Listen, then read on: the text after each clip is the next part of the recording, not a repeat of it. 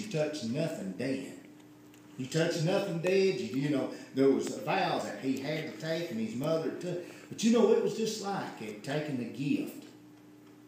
How much would a gift mean if you went out and stole that thing, Brother Mike, and give it to your mother or your father? And they didn't even know that you stole that gift. You went down there, that's the same way Samson did. He lost all sense of what God really had for him.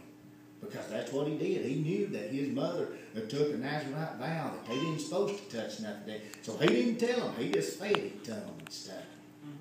You know, that was wrong. You know, he was wrong and stuff when he had done that. So his father went down into the woman.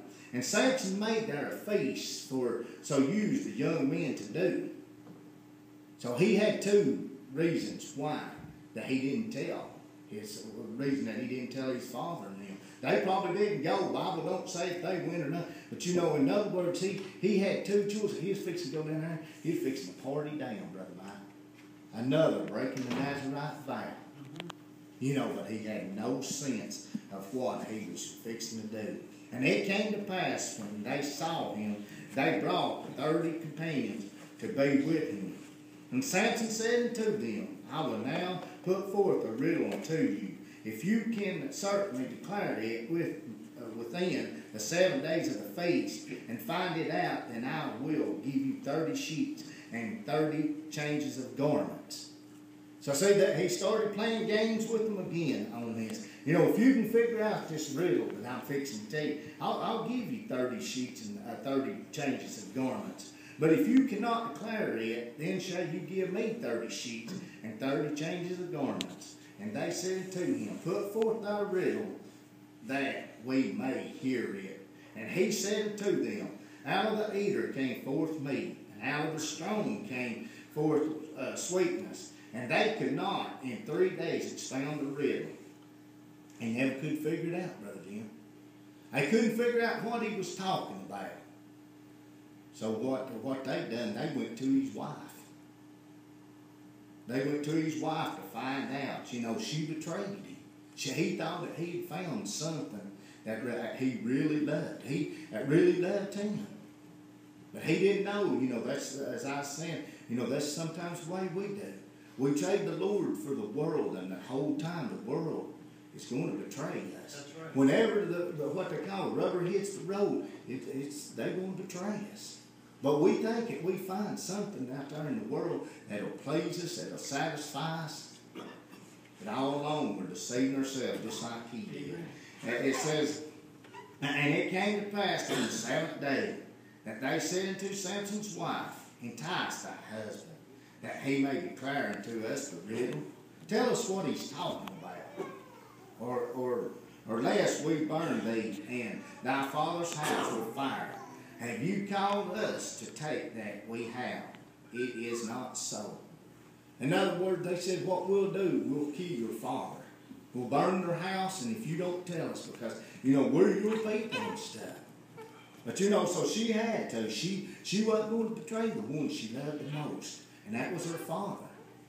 You know, she loved her father more than she loved Samson. That's right. So she got to tell him.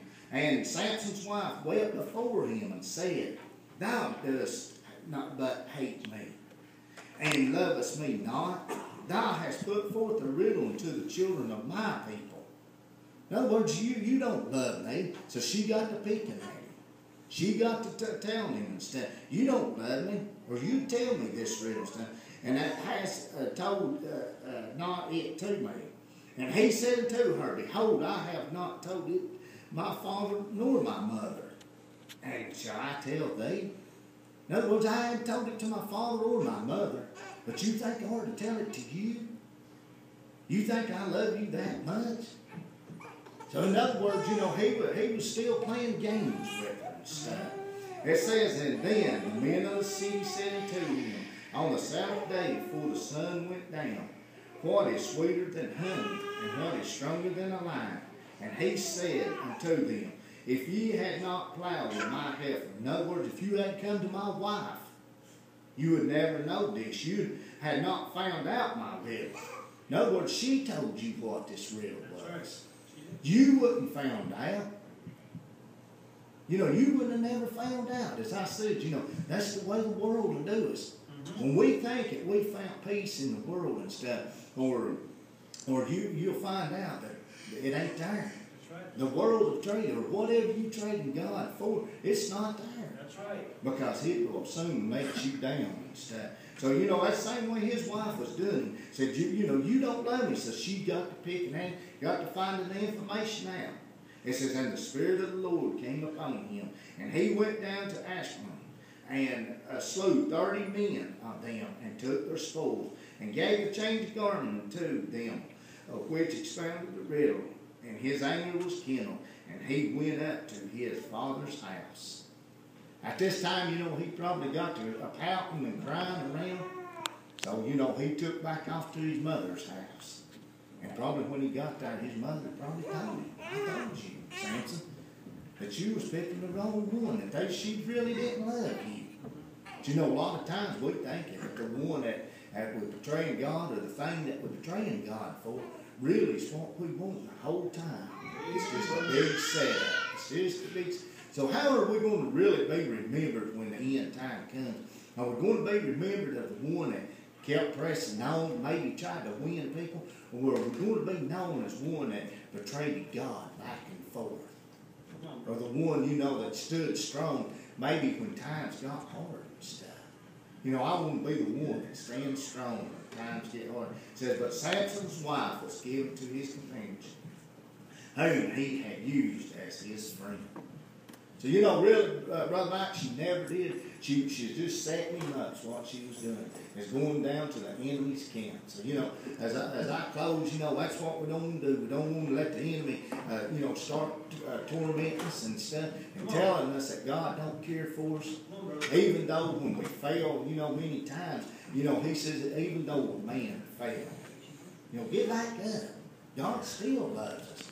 He still wants to use us. Just like at the end of the story, you know, Samson said, Lord, remember me one more time.